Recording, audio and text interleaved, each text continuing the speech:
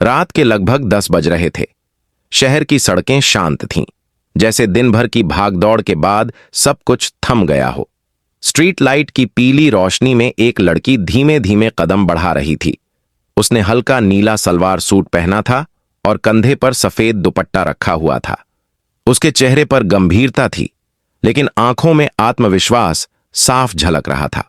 उसका नाम था आईपीएस अधिकारी अदिति सिंह। आज वह वर्दी में नहीं थी। आज वह सिर्फ एक बेटी थी जो अपनी बीमार मां के लिए दवा लेने निकली थी। उसकी मां पिछले 2 दिनों से तेज बुखार में थी। डॉक्टर ने फोन पर कुछ दवाइयां लिख दी थीं और कहा था कि देर मत कीजिए। आदित्य ने सोचा, चाहे रात हो गई हो, लेकिन मां की तबीयत सबसे पहले है। वह जैसे ही पुराने बाजार वाले मोड़ के पास पहुंची, उसे अचानक तेज संगीत और हंसी की आवाज सुनाई दी। आवाज सुनकर उसके कदम धीमे हो गए। उसने दूर नजर डाली। सड़क के किनारे 4 पुलिसकर्मी बैठे थे। उनके सामने शराब की बोतलें खुली हुई थीं। मोबाइल पर तेज गाना बज रहा था। बीच में बैठा था थाना प्रभारी विनोद चौहान। वह जोर जोर से हंस रहा था। उसके साथ 3 सिपाही भी नशे में डूबे हुए थे। जैसे ही विनोद की नजर अदिति पर पड़ी, उसने पास बैठे सिपाही को कुहनी मारी और बोला, देखो तो, आज किस्मत खुद चलकर आ रही है। बाकी सिपाही कुटिल मुस्कान के साथ उसकी तरफ देखने लगे। उन्हें जरा भी अंदाजा नहीं था कि सामने खड़ी यह लड़की उन्हीं के जिले की वरिष्ठ अधिकारी है। अदिति कुछ क्षण रुकी। उसने गहरी सांस ली और सीधे उनकी ओर बढ़ गई। आप लोग ड्यूटी पर होकर शराब पी रहे हैं? उसकी आवाज शांत थी, लेकिन उसमें सख्ती साफ थी। तीनों सिपाही एक पल के लिए चुप हो गए, लेकिन विनोद लड़खड़ाते हुए खड़ा हो गया। तुम कौन होती हो हमें सिखाने वाली? उसने तिरस्कार से कहा। अदिति ने दृढ़ स्वर में जवाब दिया, मैं एक नागरिक हूं और एक नागरिक होने के नाते मुझे अधिकार है सवाल पूछने का। विनोद हंसा। रात के इस वक्त यहां अकेली घूम रही हो और हमें कानून समझा रही हो? उसकी बातों में अहंकार और नशे का घमंड साफ झलक रहा था। आदित्य ने कहा, सरकार ने शराबबंदी लागू की है। जनता को कानून मानना सिखाया जाता है। अगर आप ही कानून तोड़ेंगे तो समाज से क्या उम्मीद की जाएगी? सिपाहियों के चेहरे उतरने लगे, लेकिन विनोद आगे बढ़ा। ज्यादा समझदार मत बनो। यहां का थाना मेरा है, जो चाहूं कर सकता हूं। इतना कहकर उसने अदिति का हाथ पकड़ने की कोशिश की। अदिति ने झटके से हाथ पीछे खींच लिया। उसकी आंखों में गुस्सा चमक उठा। हद में रहिए, उसने चेतावनी दी, लेकिन विनोद नहीं रुका। वह और करीब आ गया। डर क्यों रही हो? हम तो बस बात करना चाहते हैं।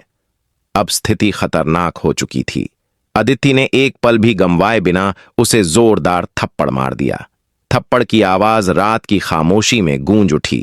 विनोद तिलमिला उठा। गुस्से में उसने पास पड़ी बोतल उठाई और अदिति की बांह पर दे मारी।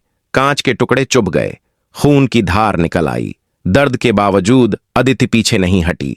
बाकी सिपाही भी खड़े हो गए। माहौल तनावपूर्ण हो चुका था। विनोद ने धक्का दिया। अदिति लड़खड़ाकर मोटरसाइकिल से टकरा गई। उसके मन में एक ही विचार चल रहा था, अगर आज चुप रही तो ये लोग न जाने कितनी लड़कियों को सताते रहेंगे। किसी तरह मौका पाकर वह वहां से निकली और सीधे घर पहुंची। दरवाजा बंद करते ही उसने गहरी सांस ली। उसके हाथ से खून अभी भी रिस रहा था, लेकिन उसके चेहरे पर डर नहीं था। उस रात उसने तय कर लिया, अब यह मामला सिर्फ व्यक्तिगत नहीं रहा, अब यह न्याय की लड़ाई है। सुबह होते ही उसने योजना बनाई। उसने अपनी भरोसेमंद मित्र समीरा को फोन किया। पूरी घटना सुनकर समीरा स्तब्ध रह गई। हमें सबूत चाहिए, आदित्य ने कहा। अगली रात योजना के मुताबिक समीरा उसी रास्ते से गुजरी। अदिति दूर खड़ी सब रिकॉर्ड कर रही थी। जैसा अंदाजा था वही हुआ।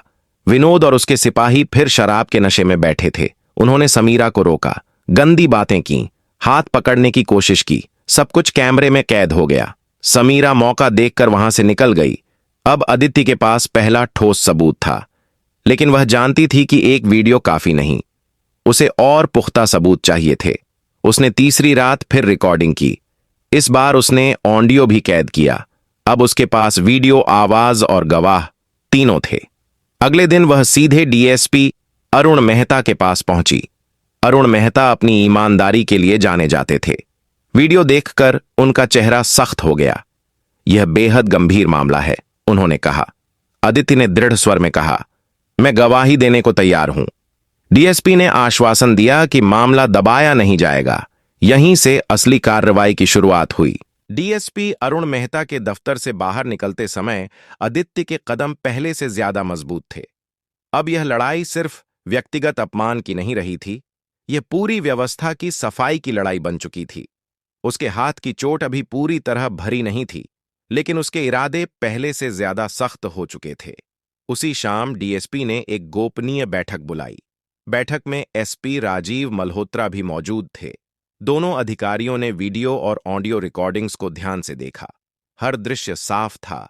नशे में डूबे पुलिसकर्मी, गंदी टिप्पणियां और ड्यूटी पर रहते हुए कानून की खुली अवहेलना। एसपी ने गंभीर स्वर में कहा, अगर यह मामला सही साबित हुआ तो यह सिर्फ निलंबन तक सीमित नहीं रहेगा, यह विभागीय जांच और आपराधिक मुकदमे तक जाएगा। आदित्य ने शांत लेकिन दृढ़ आवाज में जवाब दिया, सर, मैं हर स्तर पर गवाही देने को तैयार हूं, चाहे कितनी भी कोशिश हो, यह मामला दबना नहीं चाहिए। अगले दिन एक विशेष जांच टीम गठित की गई। टीम को निर्देश दिए गए कि बिना किसी को भनक लगे इंस्पेक्टर विनोद चौहान और उसके साथियों की गतिविधियों पर नजर रखी जाए। दूसरी ओर विनोद चौहान को अभी तक अंदाजा नहीं था कि उसके खिलाफ जाल बुना जा चुका है। वह हमेशा की तरह अपने प्रभाव और पुराने संपर्कों पर भरोसा कर रहा था। उसे लगता था कि कोई भी शिकायत आई तो वह आसानी से दबा देगा, लेकिन इस बार मामला अलग था। 3 दिनों के भीतर जांच टीम ने कई चौंकाने वाले तथ्य इकट्ठे किए। पता चला कि यह पहली बार नहीं था जब देर रात सड़क पर शराब पार्टी की गई हो। आसपास की 2 दुकानों के मालिकों ने भी अनौपचारिक रूप से पुष्टि की कि कई बार महिलाओं से बदसलूकी की शिकायतें सुनने को मिली थीं, पर डर के कारण किसी ने खुलकर बयान नहीं दिया। जब टीम ने गुप्त रूप से एक और रिकॉर्डिंग की तो मामला और मजबूत हो गया। इस बार स्पष्ट आवाज में विनोद अपने सिपाहियों से कह रहा था, कोई कुछ नहीं बिगाड़ सकता, ऊपर तक सेटिंग है। यह बयान जांच के लिए निर्णायक साबित हुआ। डीएसपी ने तुरंत एसपी को पूरी रिपोर्ट सौंपी। उसी शाम जिला अधिकारी नीलिमा वर्मा को भी पूरी जानकारी दी गई। नीलिमा वर्मा अपने सख्त फैसलों के लिए जानी जाती थीं। उन्होंने वीडियो देखे और कुछ क्षण के लिए कमरे में सन्नाटा छा गया। उन्होंने साफ शब्दों में कहा, कानून की रक्षा करने वालों द्वारा कानून तोड़ा जाना सबसे बड़ा अपराध है, तुरंत कार्रवाई कीजिए। अगली सुबह जिला मुख्यालय में प्रेस ब्रीफिंग की घोषणा की गई। खबर तेजी से फैल गई। मीडिया चैनलों के कैमरे, पत्रकार और स्थानीय नागरिक सभी उत्सुक थे कि आखिर क्या होने वाला है। अदिति सामने की पंक्ति में बैठी थी। उसके चेहरे पर न कोई घमंड था, न ही डर, बस एक शांत संतुलन। जैसे ही जिला अधिकारी ने माइक संभाला, उन्होंने कहा, आज हम एक गंभीर मामले का खुलासा करने जा रहे हैं। यह मामला पुलिस विभाग के भीतर अनुशासनहीनता और दुराचार से जुड़ा है। इसके बाद स्क्रीन पर वीडियो चलाया गया। हॉल में बैठे लोगों के चेहरे सख्त हो गए। स्पष्ट दिख रहा था कि वर्दीधारी अधिकारी शराब के नशे में सड़क पर बैठकर महिलाओं को परेशान कर रहे हैं। वीडियो खत्म होते ही पत्रकारों के सवालों की बौछार शुरू हो गई। जिला इंस्पेक्टर अधिकारी ने विनोद शांत चौहान और स्वर में संबंधित घोषणा सिपाहियों की। को तत्काल प्रभाव से इंस्पेक्टर निलंबित विनोद किया जाता है। चौहान और संबंधित सिपाहियों को तत्काल प्रभाव से निलंबित किया जाता है। साथ ही इनके खिलाफ विभागीय जांच और आपराधिक मुकदमा दर्ज किया जाएगा। यह सुनते ही हॉल में हलचल मच गई। उधर थाने में खबर पहुंचते ही अफरा तफरी मच गई। विनोद चौहान ने पहले इसे अफवाह समझा, लेकिन कुछ ही देर में एसपी राजीव मल्होत्रा पुलिस बल के साथ थाने पहुंचे। इंस्पेक्टर विनोद चौहान, एसपी की आवाज गूंज उठी, आपको तत्काल प्रभाव से निलंबित किया जाता है। कृपया अपना सर्विस हथियार और पहचान पत्र जमा कीजिए। विनोद के चेहरे से रंग उड़ गया। उसने धीमे स्वर में कहा, सर, यह साजिश है, मुझे फंसाया जा रहा है। एसपी ने ठंडे लहजे में जवाब दिया, सच और साजिश का फैसला अदालत करेगी, फिलहाल आप जांच का सामना करेंगे। कुछ ही मिनटों में विनोद और उसके तीनों सिपाहियों के हाथों में हथकड़ी डाल दी गई। थाने के अन्य कर्मचारियों ने सिर झुका लिया। यह दृश्य उनके लिए चेतावनी था। अदिति भी वहां मौजूद थी। उसकी नजरें विनोद से मिलीं। विनोद ने क्रोध और शर्म के मिश्रण में कहा, तुमने मेरी जिंदगी बर्बाद कर दी, अदिति ने शांत स्वर में जवाब दिया।